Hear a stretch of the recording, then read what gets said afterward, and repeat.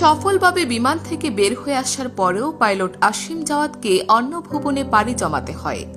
মর্মান্তিক এই দুর্ঘটনায় দেশজুড়ে শোকের ছায়া নেমে এসেছে। তবে সর্বমহলে ঘুরপাক খাচ্ছে একটি প্রশ্ন, ঠিকভাবে বেরিয়ে আসার পরও কেন প্রাণে বাঁচতে পারলেন না স্কোয়াড্রন লিডার আসিম জাওয়াদ? সেই হৃদয় বিদারক সত্য এবার একজন পাইলটের কথায় উঠে এলো। Bangladesh flying academy and general aviation limited a pilot হিসেবে কর্মরত মেহেদী হাসান শাওন এই প্রশ্নের উত্তর দিয়েছেন। 10 মে শুক্রবার বেলা 3টার দিকে নিজের ভেরিফাইড ফেসবুক পেজে আসিম জাওয়াদের প্রাণ যাওয়ার কারণ তিনি ব্যাখ্যা করেন।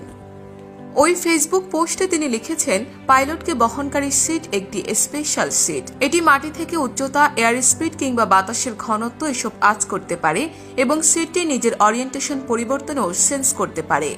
সেই অনুযায়ী গতিতে সিটটি প্লেন থেকে বের হয় ও সুযোগ বুঝে প্যারাশুট খুলে দেয় এবং পাইলট থেকে আলাদা